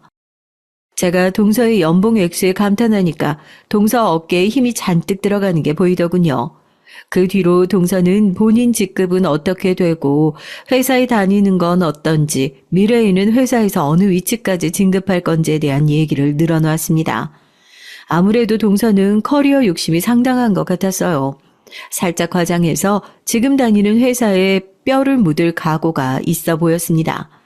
그런데 한참 동안 모두가 동서의 얘기를 듣고 있었는데 대뜸 동서가 저를 보고 이렇게 말하는 거예요. 어머 죄송해요 형님. 제가 너무 제 얘기만 했죠. 형님을 처음 뵈서 저도 모르는 게 신이 났나 봐요. 이제 형님 얘기도 좀 해주세요. 형님은 어느 회사 다니시는지 너무 궁금해요. 형님 나이 정도면 직급도 꽤 높으실 것 같은데 맞죠? 그럼 연봉은 어느 정도 되세요? 나는 회사 안 다니고 사업해. 버는 돈이야 뭐 매번 다르지만 연봉으로 따지면 그냥 먹고 살 정도만큼 버는 것 같아. 어머, 그러셨구나. 제가 듣기로는 사업은 안정적이지 못해서 너무 힘들다고 하던데, 맞죠? 요즘 코로나 때문에 더 힘드시겠어요. 말이 나와서 말인데, 저는 가끔 이런 힘든 시기에 회사에서 안정적으로 따박따박 월급 받고 사는 게 왠지 죄송스러운 기분이 들 때가 있어요. 그게 왜 죄송스러운 일이야? 능력 좋아서 안정적으로 회사 다니면 기쁜 일이지. 나야 뭐 어떻게든 버텨봐야지. 버티다 보면 이 시기도 지나가겠지. 안 그래? 그렇게 동서와 얘기를 나누는데 솔직히 속에서 웃음이 나오더군요. 높은 연봉을 받으며 안정적으로 회사 다니고 있다는 걸 은근슬쩍 자랑하는 모습이 어찌나 재밌던지요. 그날 동서의 모습은 꼭 사업이 궤도에 올라 처음으로 돈 좀 만져본 저의 20대 때 같았습니다. 사실 코로나 때문에 힘들긴 했지만 그때도 전 동서보다 몇 배로 더 벌고 있었어요. 하지만 그날 처음 본 동서에게 굳이 그걸 말할 이유는 없었죠. 그래서 전 동서의 얘기에 맞장구만 쳐주고 아무 말 없이 그냥 넘어갔습니다. 그러던 중 시어머니께서 과일을 드시고 싶다고 하셔서 저와 동서가 과일을 내오기로 했죠. 근데 동서와 같이 주방에 갔더니 동서는 칼이 어디 있는지 얘기만 해주고 손 하나 까딱 안 하는 겁니다. 그리고 과일 준비하는 제 옆에 서서 제게 조용히 말을 하는 거죠. 그동안 형님 목까지 일하느라 힘들었는데 이제는 형님이 계시니까 저도 좀 쉴 수가 있겠네요. 사실 제가 이번에 회사에서 진짜 중요한 일을 맡게 돼서 집안 대소사도 잘 신경 쓰지 못할 것 같았는데 형님 덕분에 마음이 놓여요. 저 이제 뒤로 빠질 테니까 형님께서 집안일 좀 잘 이끌어 주셨으면 좋겠어요. 여러분은 동서의 말이 어떻게 들리시나요? 저는 이제부터 동서가 아무것도 안 하고 대접만 받고 싶다는 말로 들려서 기분이 좋지 않더라고요. 그동안 혼자 시댁의 대소사를 책임지고 많이 힘들었을 동서의 마음은 이해가 됐지만 이제 같이 할 생각을 해야지 저에게 다 떠넘기는 건 뭐랍니까? 그래도 한편으로는 동서가 물심양면으로 집안을 챙겨왔나 보다 싶어 기특한 생각이 들기도 했어요. 그런데 남편의 말 한마디를 듣자마자 동서에 대한 제 생각이 한순간에 뒤집혀 버렸습니다. 시댁에서 집으로 돌아가는 길에 저는 남편에게 동서에 관해서 물었어요. 그동안 동서가 어떻게 집안일을 챙겨왔는지 궁금했거든요. 근데 제 말에 남편이 황당하다는 듯이 말을 하는 겁니다. 뭐? 그게 무슨 말이야? 재수 씨가 하기는 뭘 해? 참나. 매번 회사 일이 바쁘다면서 집안 행사랑 행사는 다 빠지고 내뺐는데 챙기긴 뭘 챙겨? 정말? 아니, 아까 과일 준비하는데 동서가 이제 내가 있으니까 자기는 물러난다고 나보고 집안일 잘 이끌어달라고 하던데? 남편은 제 말을 듣더니 굉장히 어이없어 하더라고요. 재수 씨 말이야, 겉으로 보기에는 예의 있는 척 하면서 사람을 직업이나 연봉으로 차별하고 뭐든 돈이 제일이라고 말하는 사람이야. 오늘 봐봐, 처음 만난 자리에서 당신한테 회사 어디 다니냐, 직급은 뭐냐 물어보는 거. 아무튼 기본 예의가 없다니까. 그날 저는 남편의 얘기를 듣고 여러 가지 생각이 많이 들었어요. 제 마음속에 똘똘해 보이던 동서의 첫인상도 확 바뀌었죠. 저는 다른 사람의 말만 듣고 사람을 판단하는 걸 좋아하지 않았지만 남편이 그렇게 말하는데 어떻게 아무 생각이 안 들겠어요. 그리고 남편의 얘기를 들으니까 동서와 했던 대화가 뚜렷하게 생각이 나더라고요. 예의를 차려 말하는 듯 했지만 동서의 말들은 명백히 저를 낮잡아 보고 있었습니다. 저는 그런 사람과 가까이 하고 싶지 않았어요. 그래서 저는 동서에게 기본적인 예의만 차리고 거리를 두기로 마음먹었었죠. 그렇다고 해도 사실 동서에게 기본적인 예의를 차릴 일도 별로 없으리라 생각했어요. 애초에 우리 집과 동서네 집은 차로 1시간 거리였고 각자 사느라 바빠서 자주 만날 일도 없었거든요. 동서랑 마주치려면 명절이나 돼야 만날까 말까 했었습니다. 그런데 제 생각과 달리 멀지 않은 어느 날에 동서와 제대로 한번 마주하는 사건이 생겼어요. 그날 저는 간만에 남편과 휴일이 겹쳐서 단둘이 오붓하게 집에서 시간을 보내고 있었습니다. 그런데 갑자기 남편 휴대전화에 메시지 알림이 막 울리더라고요. 무슨 일인가 싶어서 힐끗 봤는데 남편이 메시지를 확인하는 듯 하더니 짜증을 내면서 핸드폰을 확 뒤집어 놓는 거예요. 웬만해서는 짜증을 안 내는 남편인데 그렇게 짜증을 내니 궁금해서 물어봤습니다. 여보, 왜 그래? 무슨 일 있어? 혹시 거래처야? 아니, 거래처가 아니라 중혁이. 얘가 어제부터 자꾸 돈을 빌려달라고 하는데 거절해도 계속 연락을 하네. 돈? 무슨 돈? 아니, 혹시 서방님 무슨 사업이라도 하신대? 그게 아니라 얘가 그저께 접촉사고가 났는데 보험 처리를 안 하고 현금으로 합의를 하기로 했대. 그냥 보험 처리하라고 그렇게 말을 했는데 이 자식은 듣지도 않아.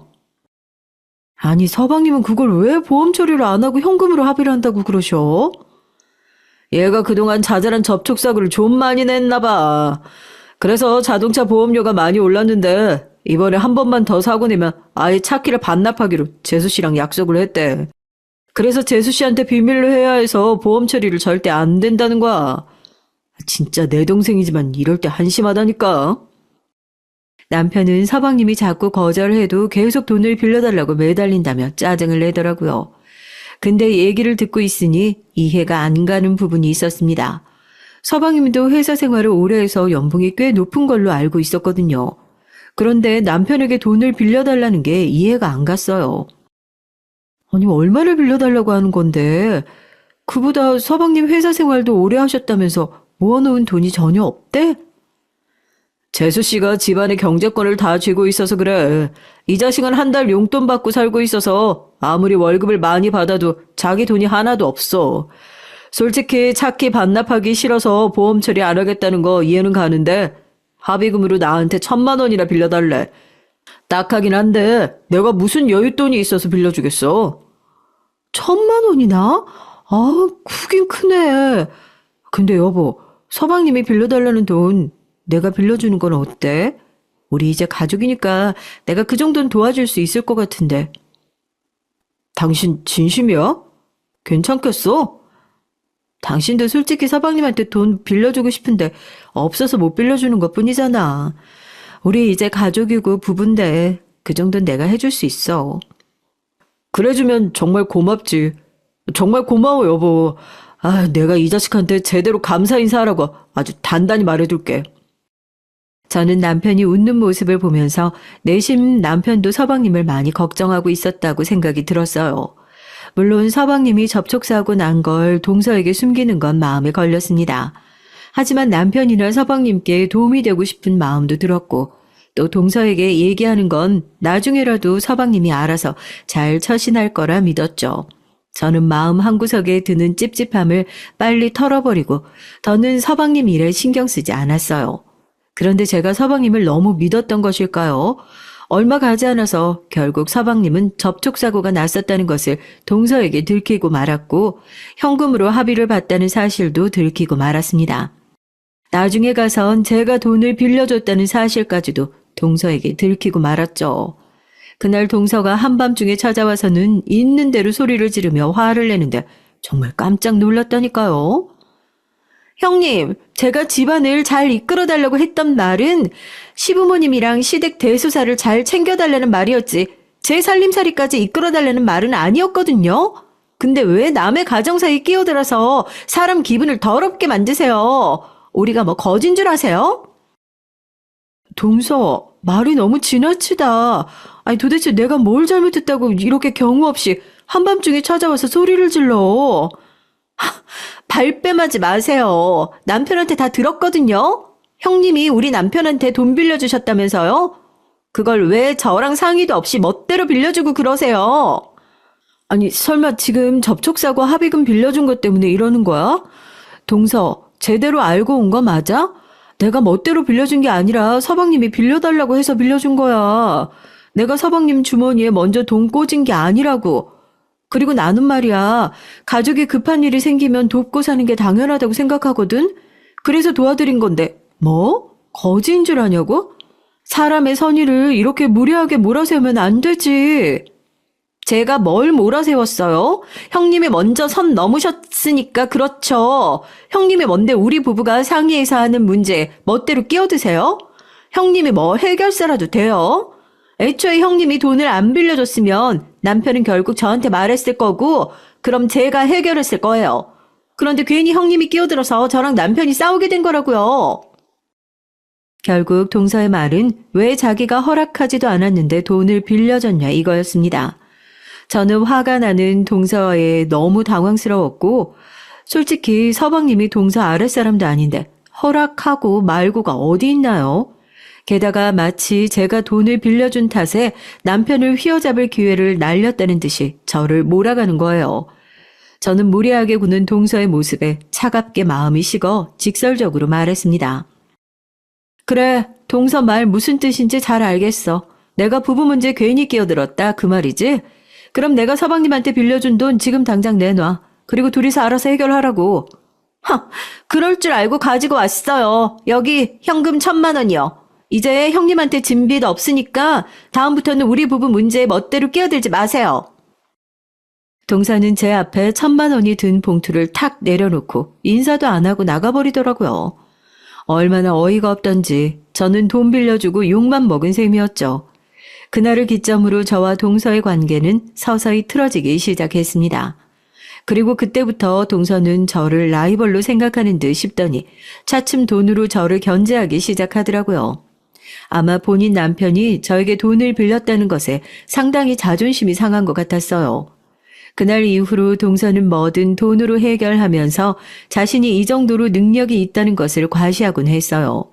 특히 우리 부부가 시부모님께 뭔가를 해드리면 꼭 가까운 시일에 똑같은 걸 해드린다던가 아니면 그것보다 더 비싼 걸 해드린다던가 하며 사람의 신경을 긁어댔습니다.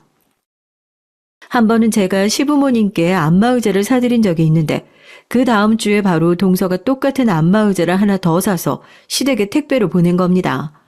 그리고는 저한테 전화해서 이렇게 말하는 거예요. 형님, 제가 오늘 어머님이랑 아버님께 안마의자 한 대 더 사드렸는데 들으셨어요? 이왕 사드리는 거 처음부터 2대 사드리시지 왜 한 대만 사드렸어요? 2대 사드렸으면 두 분이 동시에 오붓하게 안마 받으시고 정말 좋았을 텐데 말이죠. 아, 원래 2대 사드리려고 했지. 근데 어머님이랑 아버님께서 한사코 말리셔서 한 대만 사드린 거야. 2대나 놓으면 집이 좁으니까 한 대만 사라고 하시더라고. 근데 동서는 굳이 한 대를 더 사서 그걸 보내드린 거야? 네, 당연하죠. 형님도 참. 아, 그렇게 어르신들 마음을 모르세요? 당연히 2대 놓고 싶으시겠죠. 근데 형님에게는 금액이 부담스러울까봐 일부러 한 대만 사도 된다고 하셨던 거겠죠.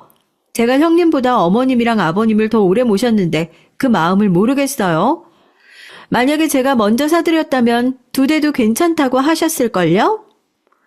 저는 동서의 말을 듣고는 어처구니가 없어졌습니다. 설마 제가 그 정도로 생각을 못했겠어요? 저도 처음에는 두 분께서 제가 부담될까봐 걱정하시는 마음에 사양하시는 줄 알고 여러 번 괜찮다고 말씀드렸어요. 그런데 시어머니께서 정말로 2대까지 놓기에는 집이 작아 부담스러우니까 절대 2대 살 필요 없다고 하시더라고요. 솔직히 시어머니 말씀 그대로 시댁은 꽤 작은 집이었어요. 서방님이 결혼에 출가한 뒤 시부모님께서는 이제 큰 집은 필요 없다고 생각해서 작은 집으로 이사하셨다고 하더라고요. 그리고 남편이 결혼에 출가한 뒤에는 줄곧 그 집에서 살고 계셨고요. 그래서 시어머니 말씀대로 한 대만 집에 놔두렸던 건데 아무리 말해도 동서는 끝까지 자기 말이 옳다고 해서 곤혹스러웠습니다. 그 후 신경이 쓰여 시댁에 전화를 드렸는데 아니나 다를까 시어머니께서 상당히 곤란해하고 계셨어요. 그래, 둘째 아가가 갑자기 안마의자를 보내서 받기는 받았지. 아유, 근데 집에 안마의자를 2대나 두기엔 번잡하기도 하고 집이 너무 좁아지는 것 같아서 곤란하지 뭐냐. 그래서 둘째 아가한테는 마음만 받겠다고 하고 반품하라고 시켰어. 아유, 둘째 아가가 나쁜 애는 아닌데 고집이 좀 있어. 어쨌든 돌려보내기로 했으니까 너무 걱정하지 말아라. 역시 제 생각이 맞았더라고요. 시어머니께서도 동서에게 괜찮다고 그렇게 사양했는데 동서가 자기 멋대로 사서 택배를 보냈던 거였죠. 그래놓고 시어머니께서 반품하라고 동서에게 연락했더니 회사 일 때문에 시간 없다고 시어머니께 대신 반품해달라고 했다는 겁니다. 결국 반품은 시어머니 대신 제가 직접 하게 됐죠. 이후 동서에게 다시 연락이 오진 않았지만 서방님을 통해 들은 바로는 시부모님이 자기 마음을 몰라주신다고 툴툴거렸대요. 그리고 제가 안마의자를 반품했다는 말을 들었을 때는 상당히 짜증을 냈다더군요. 그 얘기를 들으니 저는 동서가 꼭 자기 뜻대로 안 돼서 짜증을 내는 어린애같이 느껴졌습니다. 덕분에 주변 사람들만 힘들고 껄끄러워지고 말이에요. 하지만 어쩌겠어요. 동서 마음 챙겨주기 위해 시부모님이 작은 집에 안마의자를 2대나 놓고 좁게 사실 수는 없는 노릇이잖아요. 그 일 이후 저와 동서는 더 멀어졌고 연락도 거의 하지 않게 됐습니다. 안마의자 사건이 잊힐 때쯤 어느 날 시어머니께 연락이 왔어요. 혹시 동서에 관한 일이려나 싶었는데 정말로 동서 일 때문에 전화를 하셨던 거였습니다.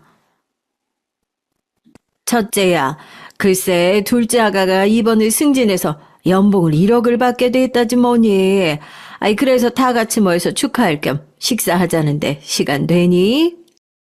정말요? 너무 축하할 일이네요. 전 언제든 시간 낼 수 있으니까 어머님이랑 아버님 편하신 날에 제가 맞출게요. 알고 보니 동서가 이번에 다니던 회사에서 승진하면서 연봉도 올랐다는데 그 덕분에 연봉이 1억이 됐다는 겁니다. 그래서 가족들과 축하 파티를 하고 싶다면서 근사한 곳에 가서 다 같이 식사를 하자고 했다는 거죠. 제가 동서를 좋게 생각하고 있진 않았지만 그때만큼은 저도 축하해주고 싶은 마음이 들더군요. 그래서 약속 당일 좋은 마음으로 동서가 예약해뒀다는 식당에 시부모님을 모시고 갔어요. 그런데 그날의 주인공이나 다름없던 동서가 아무리 기다려도 약속 시간에 나타나질 않는 겁니다. 그때가 추운 겨울날이었는데 동서가 자신이 올 때까지 기다려달라고 해서 시부모님과 저 그리고 남편과 서방님까지 가게 밖에서 떨면서 기다리고 있었는데 말이에요. 다 같이 배고픔과 추위를 견디며 동서를 기다렸지만 동서는 약속 시간에서 30분이 지나도 오지 않았습니다. 서방님, 동서랑 연락 안 되세요? 혹시 무슨 일이라도 있는 거 아니에요?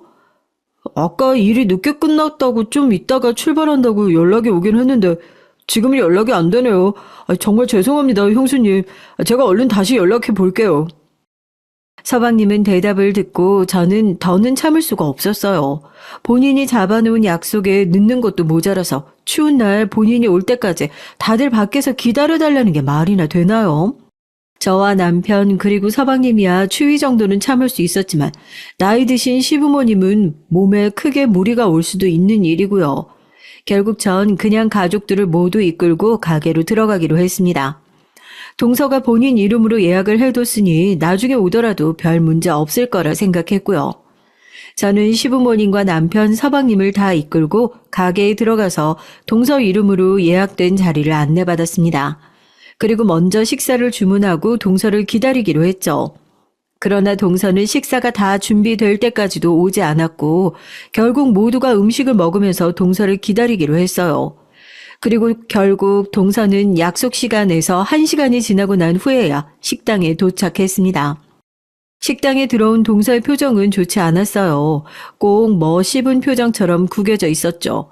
알고 보니 동서는 우리가 모두 동서가 식당에 도착할 때까지 밖에서 기다리지 않고 먼저 식당에 들어와 있던 게 기분이 나빠 그렇게 표정이 좋지 않았던 거였어요. 형님, 어떻게 이러실 수가 있어요? 제가 금방 온다고 조금만 기다려달라고 말씀드렸잖아요. 우리 그이가 말 안 했어요? 동서가 일이 늦게 끝났다고 좀 이따가 출발한다고 했다는 말은 들었지. 근데 이미 약속 시간도 지났고 그 후로 연락이 안 되는데 어떻게 올 줄 알고 계속 기다려. 그리고 우리가 동서 하나도 안 기다리고 그냥 식당에 들어와 있던 줄 알아? 동서가 도착할 때까지 기다려달라고 해서 우리 밖에서 30분이나 기다렸어. 오늘 날씨 엄청 추운 거 알지? 근데 동서가 식사 대접한다고 해서 밥도 안 먹고 와서 그대로 추위 속에서 떨면서 기다렸는데 먼저 미안하다는 말 한마디 정도는 해야 되는 거 아니야? 형님이야말로 저한테 미안해 하셔야 하는 거 아니에요? 형님이 그냥 들어가 있자고 하지 않고 조금만 더 기다렸으면 다 같이 들어올 수 있었던 거잖아요. 누가 보면 형님이 오늘 승진떡 내는 사람인 줄 알겠네요. 그럼 동서는 나이 드신 시부모님을 오늘같이 추운 날에 그냥 서 계시게 해야 했다는 말이네. 그것도 1시간이나? 동서, 기분 나쁜 건 알겠는데 그래도 말이 되는 소리를 해야지. 그러다가 두 분 몸 상하시면 동서가 책임지는 거야? 약속 시간에 1시간이나 늦었으면서도 사과도 없고 본인 기분만 생각하면서 짜증내는 동서를 보니 정말 화가 나더라고요. 저와 동서의 언성이 점점 높아지자 옆에서 듣고 계시던 시아버지께서 불편한 기색을 보이셨습니다.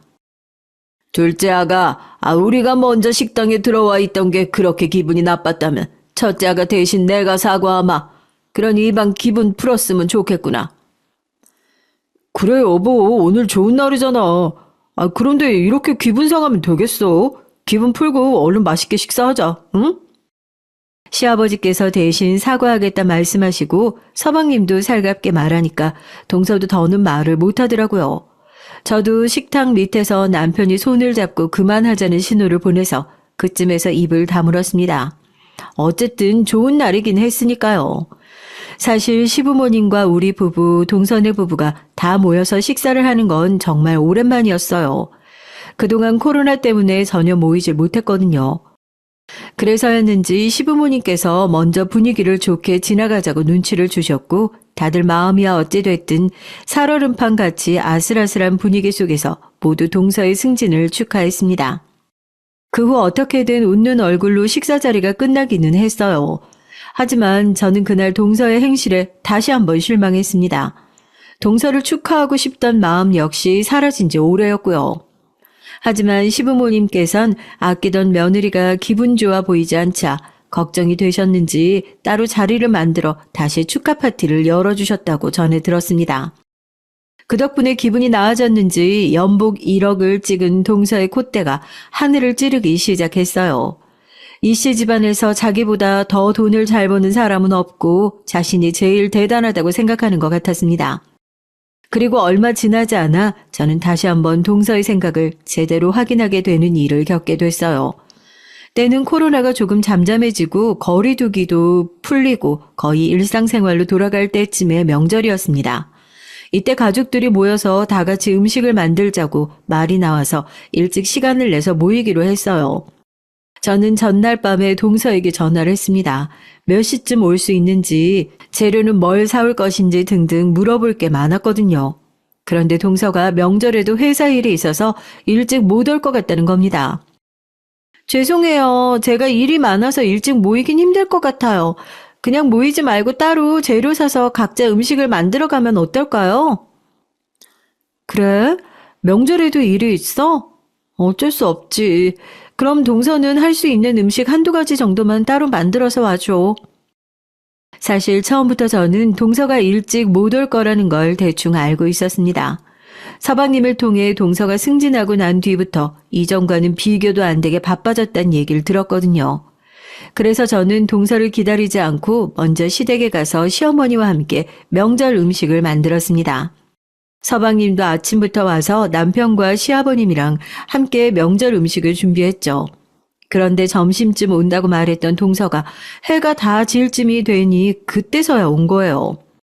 동서가 늦은 거야 이제는 일상이니 솔직히 그러려니 했습니다.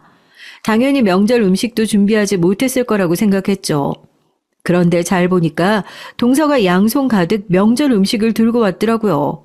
시어머니와 저는 그걸 보고 깜짝 놀랐습니다. 아이고 둘째 아가, 그걸 직접 전부 해온 거니? 회사 일도 많다더니 언제 이렇게 한 거야? 아이고 힘들어서 어떡하니? 아니에요, 어머니. 제가 그럴 시간이 어디 있겠어요. 지금도 간신히 온걸요. 대신 명절 음식 사왔죠. 이거 다 정말 유명한 곳에서 사온 명절 음식이에요. 요즘 돈 많은 부자들 다 이렇게 주문해서 먹는다고요. 너무 좋지 않아요? 동서의 말을 듣고 저는 말문이 막혔습니다.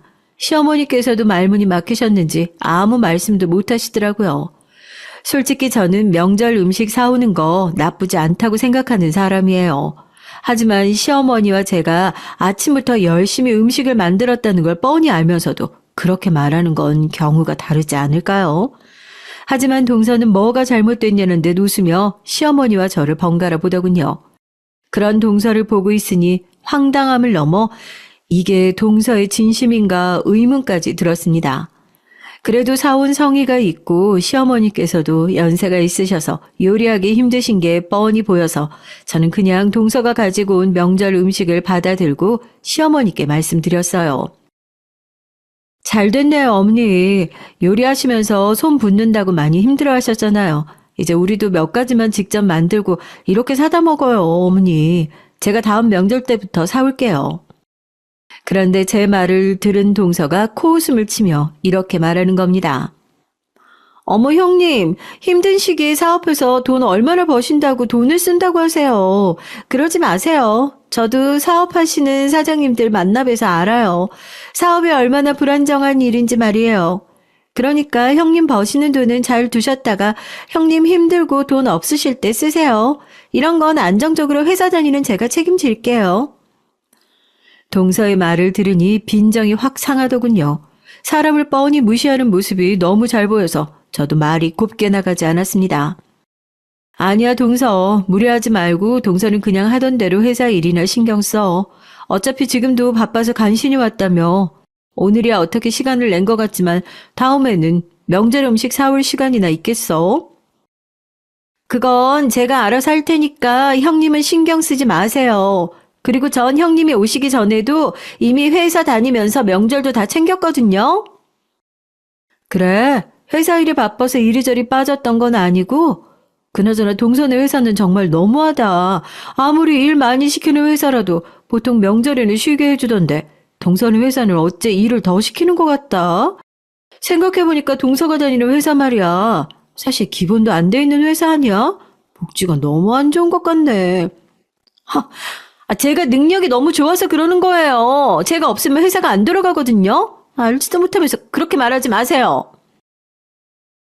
여보, 이제 그만해. 그리고 재수 씨도 그만하시고 일하고 오느라 힘들 텐데 좀 쉬세요. 남편의 중재 덕분에 커질 뻔한 동서와의 신경전은 애매하게 끝나고 말았습니다. 그날을 계기로 저는 동서의 가치관이 어떤지, 심성이 어떤지 똑똑히 알 수 있었죠. 저는 그런 동서의 모습에 질려서 그날 이후부터 동서와 연락 한 번 안 하고 지냈어요. 하지만 남편은 서방님과 자주 연락을 했죠. 그래서 남편을 통해 동서가 어떻게 지내는지 계속 들을 수 있었습니다. 동서는 뭐든 돈 잘 버는 자기가 하겠다는 말을 아주 입에 붙여놓고 산다고 하더군요. 그러면서 은근히 서방님까지 무시하는지 매일같이 서방님이 남편에게 속이 상한다고 하소연을 하더라고요. 옆에서 얘기만 듣는 저도 어처구니도 없고 기분이 상하는데 서방님 속은 더했겠죠. 그러다가 어느 날 가족 모두가 크게 기분이 상할 정도로 커다란 사건이 일어나고 말았습니다. 그때는 시어머니의 생신날이었어요. 돌아오는 시어머니의 생신이 칠순이셨는데 그때 시어머니께서 아직 코로나가 걱정되어 어디 나가서 음식을 드시기를 꺼려 하셨죠. 그래서 집에서 간단하게 미역국과 반찬 몇 가지 밥만 차려서 가족끼리 간단히 식사하고 끝내자고 했습니다. 근데 인생에 한 번뿐인 시어머니 칠순 생일인데 그럴 수 없잖아요. 그래서 저는 이번 기회에 솜씨 발휘 좀 해보기로 마음을 먹었습니다. 시어머니께서는 제게 과분하다고 여겨질 정도로 좋은 분이셨거든요. 남편이 늦게 결혼한 만큼 저도 늦게 결혼해서 나이가 좀 있었어요. 그런데 시어머니께선 제 나이와는 상관없이 절 며느리로 받아주셨고 흔한 시집살이 한번 시키지 않으신 고맙고 좋은 분이셨습니다. 지혁이가 회사 다니다가 사업한다면서 하루아침에 회사를 그만뒀을 때는 아유 정말 어떻게 살려고 저러나 싶었는데 아무래도 널 만나려고 그랬나 보다. 사업 자리 잡으면 결혼하겠다는 말이 그냥 둘러대는 말인 줄 알고 난 저 녀석이 평생 결혼도 못할 줄 알았는데 내 아들이랑 결혼해줘서 고맙다. 앞으로 우리 지혁이 잘 부탁한다. 저야말로 잘 부탁드려요, 어머니. 늦은 나이지만 그만큼 남들보다 더 많이 효도할게요. 아이고 말만 들어도 고맙다 이해. 나는 우리 아들이랑 세아가 잘 살면 그걸로 족하니까 둘이 예쁘게 살거라. 시어머니께서 저를 반겨주시며 하셨던 말씀을 전 아마 평생 잊지 못할 거예요. 저는 이번 생신을 빌어 시어머니께 제가 늘 품고 있던 감사한 마음을 제대로 전해드리고 싶었어요. 그래서 시어머니 생신 때 일찍 시어머니 집에 가서 직접 음식을 만들어서 바로 대접해드리기로 했어요. 근데 저 혼자 일을 진행하기는 동서가 마음에 걸리더라고요. 저 혼자 시어머니 생신상을 차리면 나중에 또 무슨 말을 할지 상상조차 안 갔고요. 그래서 저는 제 계획을 전하기 위해 오랜만에 동서에게 전화를 걸었습니다. 동서 나야 이번에 어머니 칠순 생신 때 올 거지? 그날 내가 시댁에서 직접 음식해서 바로 어머니 생신상 차려드리려고 하거든. 굵직한 음식은 내가 다 할 테니까 와서 미역국 끓이는 거 정도만 도와줄래? 갈 거긴 한데 꼭 직접 만들어야 되나요? 그냥 제가 출장 뷔페 부르던가 아니면 평 좋은 음식점에서 상차림 예약할게요. 그게 낫지 않겠어요? 상차림 예약이라니? 동서, 어머니가 바깥 음식은 무서워서 못 드시겠다잖아. 그래서 최대한 안전하게 보내려고 직접 만드는 건데 출장 뷔페를 부르겠다고? 그러지 말고 준비는 내가 다 해놓을 테니까 와서 조금만 도와주기만 해. 그래야 동서도 어머님 앞에서 면이 설 거 아니야. 네, 알겠어요. 그럼 저 일이 바빠서 먼저 끊을게요. 동서는 짜증이 가득한 목소리로 알겠다고 하더니 냅다 끊어버리더라고요. 기분이 좋지 않았지만 그런 일이 한두 번이 아니라 저는 크게 신경 쓰지 않고 제 나름대로 음식 리스트를 짰습니다. 그리고 시어머니 생신 당일 예정대로 일찍 시댁에 가서 음식을 준비했죠. 그런데 동서가 오기로 했던 시간보다 훨씬 늦게 온 거예요. 그때는 이미 만들려고 계획했던 음식들을 거의 다 완성한 참이었습니다. 솔직히 동서가 그간 보여왔던 행동들이 있어서 동서가 제 시간에 올 것이라고 생각도 안 했고 기대도 없었어요. 그래서 더 늦게 온 동서가 놀랍지도 않았고요. 저는 늦게 시댁에 도착한 동서한테 덤덤하게 말했습니다. 동서 왔어? 내가 음식은 다 해뒀어. 미역국이랑 밥만 퍼서 식탁에 좀 차려줘. 동서는 인사를 하는 둥 마는 둥 하더니 그릇들을 옮겨서 밥과 미역국을 퍼서 옮기더라고요. 저는 그 옆에서 만들고 있던 잡채를 마저 만들었습니다. 그런데 요리를 하다 보니까 그릇이 모자라는 거예요. 잡채를 담을 그릇이 없어서 둘러보다가 마침 주방으로 동서가 들어오는 게 보였죠. 그래서 저는 동서에게 저기 있는 접시 하나만 닦아달라고 부탁을 했습니다. 그런데 동서가 갑자기 인상을 팍 쓰더니 이렇게 말하는 거예요. 아, 형님, 와서 도와주려는 말 진심이셨어요? 그게 무슨 말이야, 동서? 형님, 잊어버리셨나 본데 제 연봉이 1억이에요. 그런데 이렇게 손에 물 묻혀가면서 몸 써야겠어요? 제 말대로 상차림 예약이라도 했으면 형님도 몸 안 쓰고 편하셨을 텐데 왜 사서 고생을 하세요? 저는 동서의 말을 듣자마자 기분이 확 상하고 말았습니다. 그렇지만 시어머니의 칠순 생신날에 큰소리 내기 싫었어요. 그래서 딱 한 번만 더 참자 생각했죠. 심호흡을 몇 번 하고 저는 동서에게 이렇게 말했습니다. 동서, 말 좀 예쁘게 하자. 사서 고생이 아니라 이런 건 정성을 들인다고 하는 거야. 오늘 어머님 생신이야. 좋은 날에 큰소리 내지 말자. 얼른 상 차리는 거나 좀 도와줘. 그렇게 동서한테 몸을 돌리고 잡채를 마저 묻히는데 뒤에서 동서가 이렇게 중얼거리는 게 들렸어요. 참나, 꼴의 형님이라고 유세는 돈이 없으니까 몸으로 때우려고 하는 거지.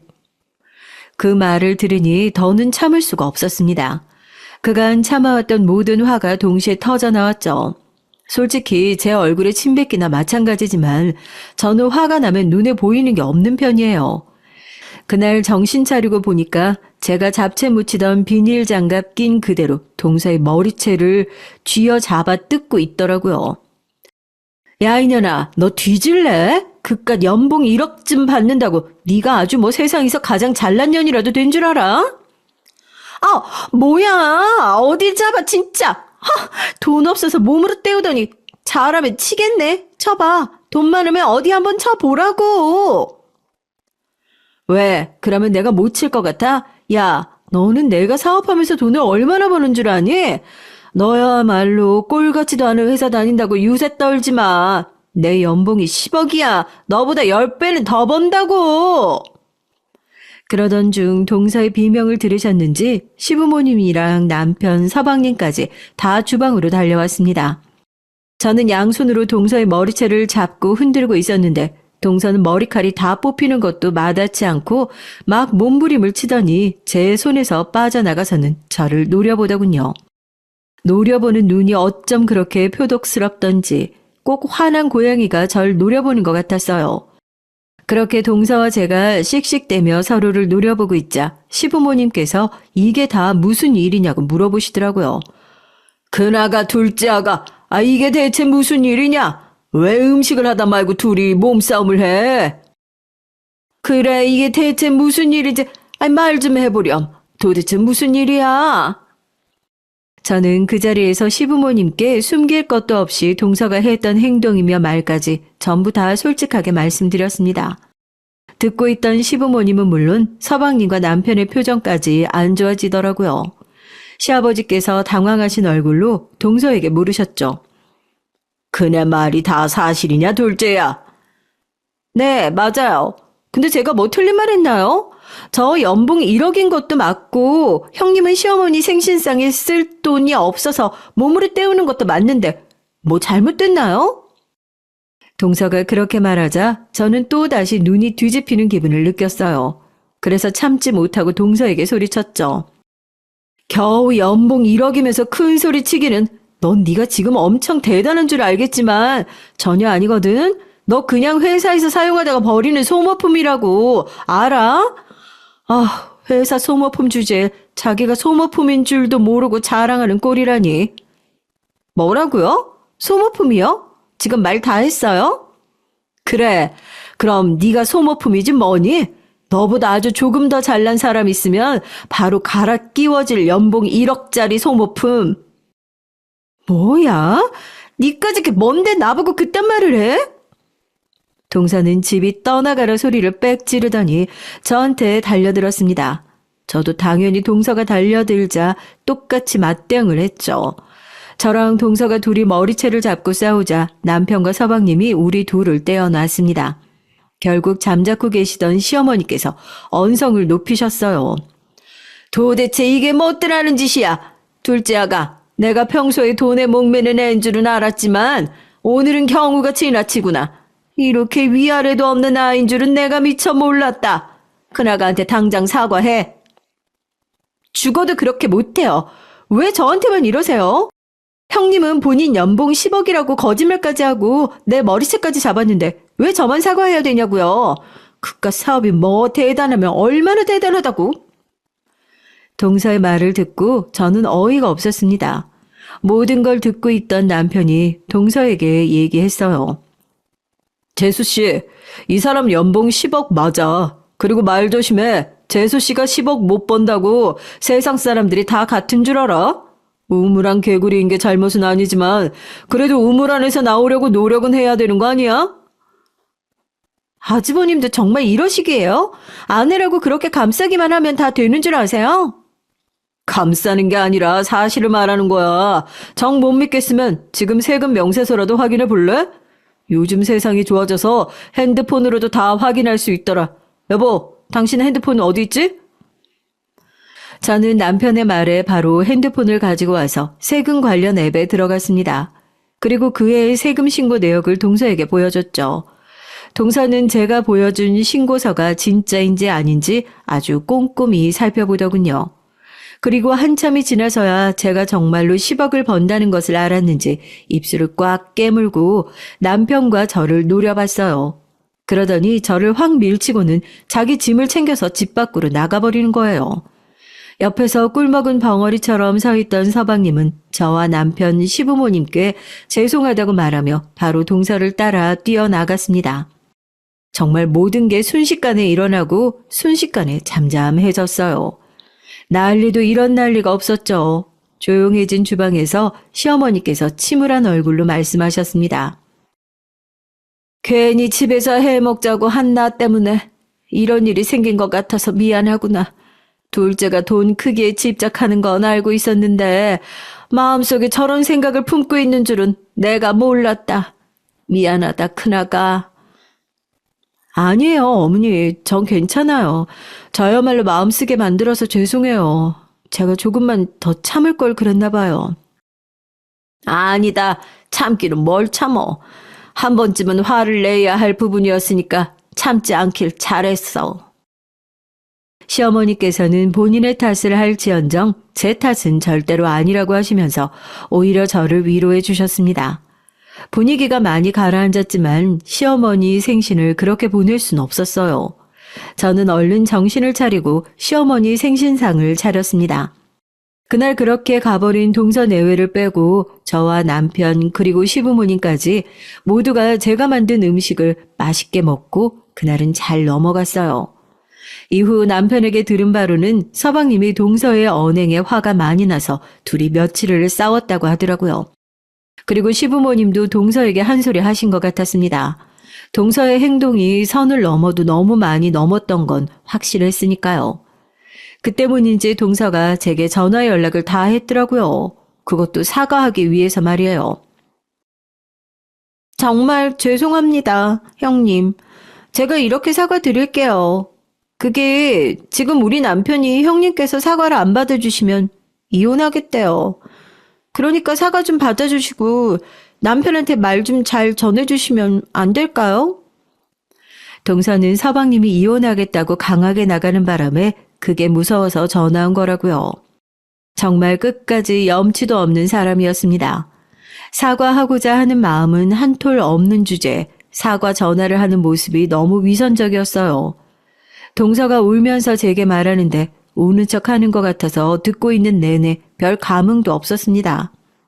그런데 제가 대꾸도 없이 가만히 있자 동서가 사과하다가 또 자존심을 내세우더라고요. 혹시 형님, 제가 정말 잘못한 건 맞는데요.